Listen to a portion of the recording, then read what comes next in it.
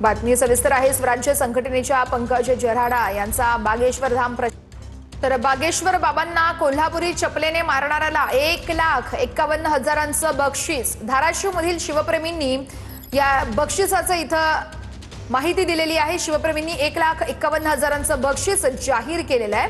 बागेश्वर बाबांच्या वक्तव्याचा शिवप्रेमींनी निषेध व्यक्त केलेला आहे।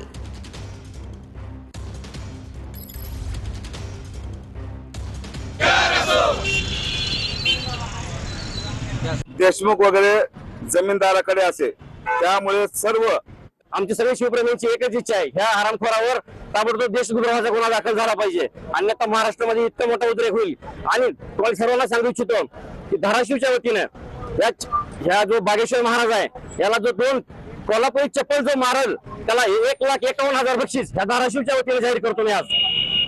त्या नायकाला उभा चिरला पाहिजे ही आमची धाराशिवकरांची भावना आहे।